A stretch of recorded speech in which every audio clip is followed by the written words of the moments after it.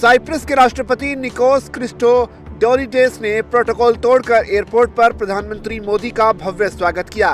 प्रधानमंत्री मोदी ने अपने भव्य स्वागत के लिए साइप्रस के राष्ट्रपति का आभार भी जताया। उन्होंने साइप्रस में अपने स्वागत की कई तस्वीरें भी सोशल मीडिया पर शेयर की हैं। माना जा रहा है कि पीएम मोदी की साइप्रस में स्वागत की तस्वीरें देख पड़ोसी मुल्क तुर्की को बेचैन कर सकती। तुर्कियों को लग रहा था कि वो पाकिस्तान का साथ देने के बाद भारत को तंग करेगा और उसको लग रहा था कि भी ये जो पाकिस्तान है ये तो मुसलमान कंट्री है, ये तो काफिरों को खत्म कर देंगे। इस बार मोदी जी ने एक काम किया कि दुश्मन का दुश्मन दोस्त होता है और हर कंट्री का कोई ना कोई फॉल्ट लाइन होती जरूर है। जियो पॉलिटिक्स में एक और मास्टर स्ट्रोक चल दिया है। अब आप लोग कहेंगे कि साहब ये क्या हर चीज मास्टर स्ट्रोक होती है क्या? अब मैं आपको उसका पहले एक्सप्लेनेशन देता हूं। तो जब मैं आपको एक्सप्लेनेशन दूंगा तो आप समझ जाएंगे कि साहब कैसा ये एक मास्टर स्ट्रोक है या नहीं है। ये आप ही तय कर लीजिएगा और तय करके मुझे बता दीजिएगा। एक्सपेक्टेड ही नहीं था किसी को कि इतने शॉर्ट टर्म पे प्राइम मिनिस्टर मोदी अपने पूरे ट्रिप को वापस से रीअलाइन करेंगे और साइप्रस एक सरप्राइज विजिट देंगे। साइप्रस का जो मसला है वो भी आप जानते ही हैं और उसके बाद फिर पूरा भारत मीडिया अब तुर्की के पीछे लग गया है। तुर्की का भी कोई फॉल्ट लाइन था जिसको मोदी जी ने बोला कोई गल नहीं, तन्नू सीधा करदा मैं हूं। पहले तो हमने बॉयकॉट तुर्की किया, सारे लोगों ने जाना बंद कर दिया, उसका सामान बिकता था बंद हो गया। एयरलाइंस के साथ हमारे इंडिगो के साथ रिलेशंस थे कैंसिल हो गए। यार इजराइल की तरफ तो हम नहीं जा सकते, हमने जो हालात बना रखे उसमें हम इजराइल की तरफ तो नहीं जा सकते, लेकिन ईरान की तरफ जाने से अमेरिका हमसे नाराज हो सकता है। तो क्या ये नाराजगी लेने को तैयार है? नहीं, वो कंडेमनेशन तो हमने कर दी है, उसकी सेनेट ने भी कर दी, हमारे मिनिस्टर्स ने भी कर दी, प्राइम मिनिस्टर ने भी कर दी। तो इससे ज्यादा और क्या जाएंगे? इजराइल पे अटैक तो करने से रहे। जियो पॉलिटिक्स में एक और मास्टर स्ट्रोक चल दिया है। अब आप लोग कहेंगे कि साहब ये क्या हर चीज मास्टर स्ट्रोक होती है क्या? अब मैं आपको उसका पहले एक्सप्लेनेशन देता हूं। तो जब मैं आपको एक्सप्लेनेशन दूंगा तो आप समझ जाएंगे कि साहब कैसा ये एक मास्टर स्ट्रोक है। दरअसल तुर्की भारत के कट्टर दुश्मन पाकिस्तान का दोस्त है। तुर्की ने पहलगाम आतंकी हमले के बाद पाकिस्तान के खिलाफ भारत की जवाबी कार्रवाई का विरोध किया था। ये 2 दशक में ज्यादा समय से किसी भी भारतीय प्रधानमंत्री की पहली साइप्रस की यात्रा है। साथ ही आतंकवाद के खिलाफ भारत की सफल सैन्य कार्रवाई ऑपरेशन सिंदूर के बाद पीएम मोदी की पहली विदेश यात्रा भी है।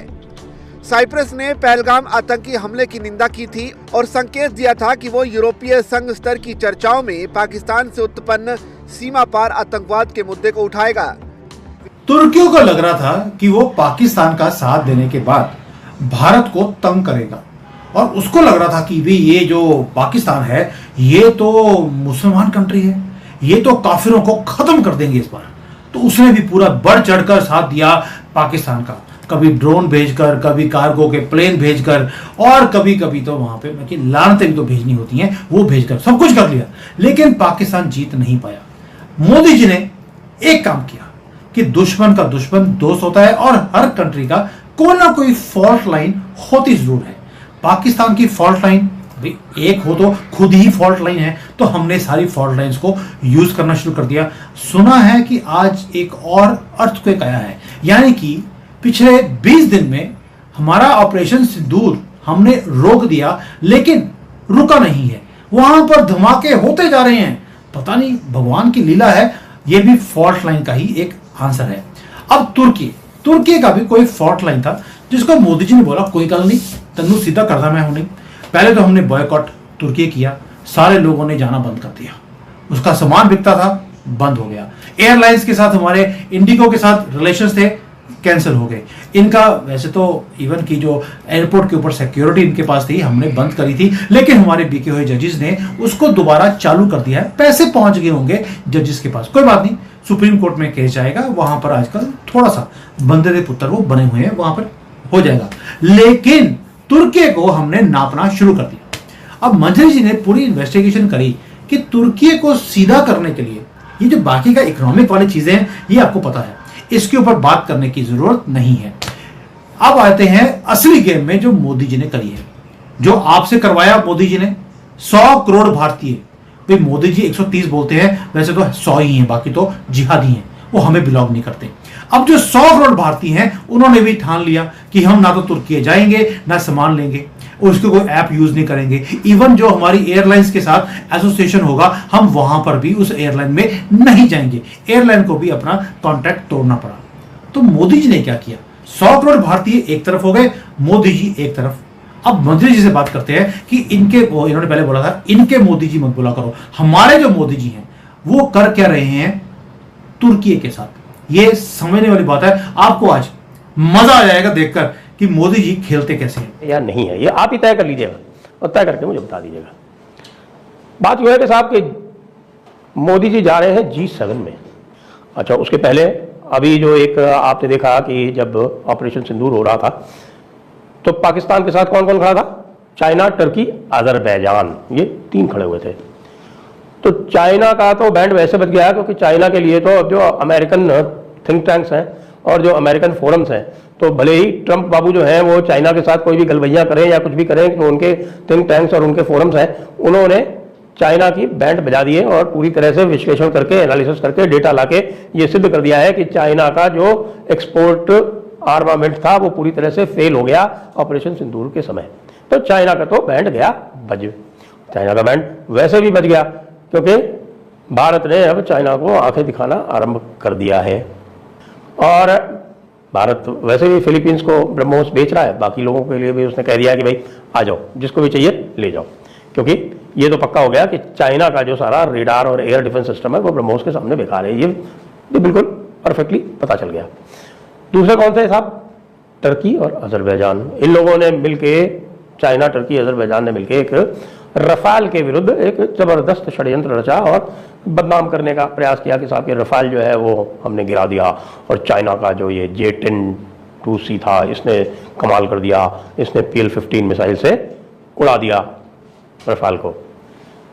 अब J-10 जो है इनका, उसकी एक पास जो PL-15 मिसाइल्स थी उसकी केवल 15 मिसाइल भारत ने इकट्ठी की हैं, जो कि बिना किसी टारगेट को हिट करके और नीचे गिर गई। और सेल्फ डिस्ट्रक्ट भी इनमें नहीं था, सेल्फ डिस्ट्रक्टिंग मैकेनिज्म, वो सारी की सारी भारत को साबित मिल गई। जिसमें से एक में तो उनका जो सीकर होता है, जो कि उसका सबसे इंपॉर्टेंट पार्ट होता है, और जो टारगेटिंग करता है वो भी बिल्कुल सही सलामत मिल गया। अब मोदी जी ने जो ये काम किया है तुर्की के साथ भारत के अंदर और तुर्की के बॉर्डर के पास, तुर्की अब इसका आंसर क्या देगा ये बताइए, किया क्या है और आंसर कैसे देगा? एक समिट हो रहा है येरेवन डायलॉग, ये हो रहा है येरेवन में, जो है अर्मानिया की कैपिटल। यहाँ पर भारत अपना पक्ष रख रहा है, एक प्लेटफॉर्म पे ये बता रहा है ऑपरेशन सिंदूर का जो भी है, लेकिन जो मोस्ट इम्पोर्टेंट चीज है, आर्मेनिया सिचुएशन है तुर्की और अजरबैजान के बीच में, और तुर्की और अजरबैजान दोनों पाकिस्तान के साथ में, तो एक छोटी सी कंट्री है जो इन दोनों के बीच में सिचुएटेड है। एक नॉर्थ साउथ इसका क्या है, नॉर्थ में इसके रशिया है और साउथ में इसके ईरान है। ईरान, हम आपको मालूम है ऑपरेशन सिंदूर के बीच में हमने ईरान से पार्टनरशिप कर ली है, थोड़ी ट्रेड डील साइन हुई है। अब ईरान पहुंचने के हमारे पास 2 रास्ते हैं, बलूचिस्तान एक इंडिपेंडेंट कंट्री है और सिंधु देश कोशिश कर रहा है। तो हम यहाँ से निकले सिंधु देश और बलूचिस्तान से हम पहुंच जाएंगे। देखिए ईरान, ये अब मैं जूम कर रही हूँ, आप इस चीज को देखिए। एक कराची की तरफ से होकर के हम चले ईरान, ईरान से हम यहाँ पर आ गए। ये हो गया हमारा, ये छोटा सा पीस है आर्मेनिया का, जिसके नॉर्थ में जो जॉर्जिया दिख रहा है वो रूस का पार्ट है, और साइड में, लेफ्ट साइड में अजरबैजान है, राइट साइड में तुर्की है। ठीक है, तो एक ये है। अच्छा, और दूसरा जो है हमारा अफगानिस्तान के थ्रू है, हमने अफगानिस्तान एंटर करना है और अफगानिस्तान से ईरान, ईरान से फिर हम आर्मेनिया के थ्रू हम रशिया जा सकते हैं।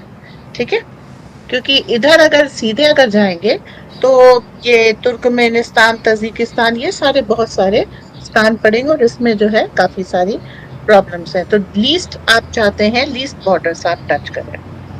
तो अगर आप आर्मेनिया आपके साथ होता है तो आपका ये एक रूट हो गया, और वरना आप तेहरान के बाद ब्लैक सी एंटर करके सीधे आप रूस पहुंच सकते हैं। तो स्ट्रैटेजिकल इम्पोर्टेंस इसकी ये है कि हमको ब्लैक सी है, कैस्पियन सी, सॉरी, ईरान, कैस्पियन सी और रशिया हम कर सकते हैं, या फिर भारत, अफगानिस्तान, ईरान, और उसके बाद हम ब्लैक सी से हम मेडिटेरेनियन में एंटर कर सकते हैं। तो ये हमारी स्ट्रेटेजिक पार्टनरशिप है इससे। अब इसके अलावा हमारी दूसरी चीज क्या पड़ जाती है, हम आर्मेनिया को आर्म कर रहे हैं, हम उसके लार्जेस्ट डिफेंस पार्टनर हैं।